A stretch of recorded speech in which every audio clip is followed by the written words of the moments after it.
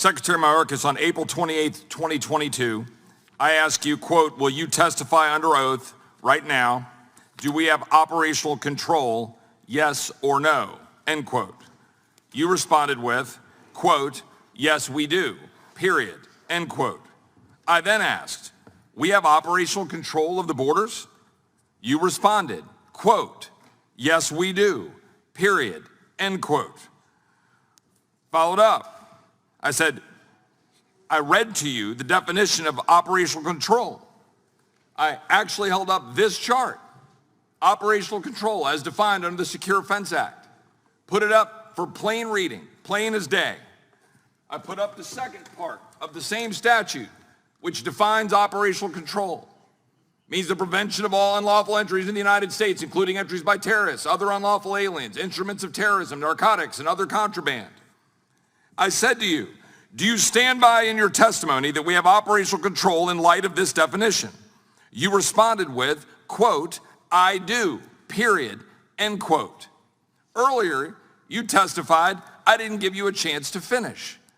Yet you specifically, when asked and held up a statute defining exactly what operational control meant under the Secure Fence Act, you said, quote, I do.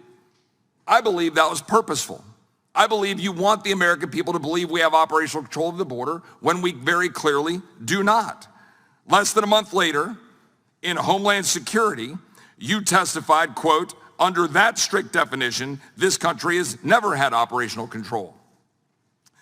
This year, House Homeland Security, then Border Patrol Chief Raul Ortiz testified before the Homeland Committee that DHS did not have operational control of the border, either by the statutory definition or not.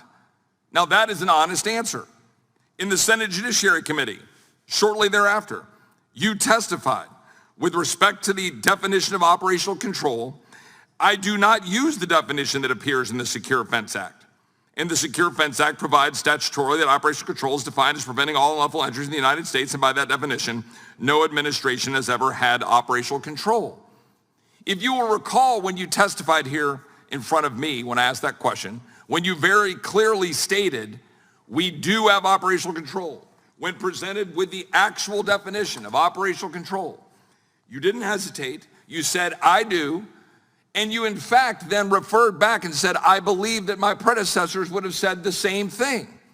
I asked Chad Wolf that question in this room, and Chad said, well, no, we didn't use that framing to say we have operational control. We're striving to achieve operational control, but you didn't do that. You looked straight at the American people, straight at me, straight at every person on this committee, and said, we have operational control. Why? Congressman, 2 points. One, you did not let me complete my answer. Two. Hold on. Let's give me your second point. Go ahead. Thank you. Two, the Secure Fence Act defines operational control as not a single individual crosses the border. I'm aware. I read it, and I read it to you, and you read it, and in fact, you said, I do. You didn't hesitate. You didn't say, I do. I need to explain what I mean by I do. You said, I do, over and over again, and here's the problem with that. This is a pattern. Did you lie another time when you said on September 24th, 2021 at a press conference, quote, we know that those images painfully conjured up the worst elements of our nation's ongoing battle against systemic racism when responding to the alleged whipping incident by the Border Patrol agents who report to you. When in fact, on October 22nd, 2022, it was reported that 2.5 hours before that press conference, Marcia Espinoza, Assistant Secretary of DHS Public Affairs, emailed you and CC'd other DHS leadership, alerting you all that the photographer who took the images did not see any whipping occur, invalidating the initial claim. And it wasn't until May of this year that you corrected the record to say, well, let me just correct you right there because actually the investigation concluded the whipping did not occur. Don Rosenberg, in this very room, testified a few weeks ago that you lie. It is a perpetual pattern, and the fact is there are real people that are impacted by that. We have now had, since you testified, we have had something like 200 people a day dying from fentanyl deaths, which would amount to 90,000 people.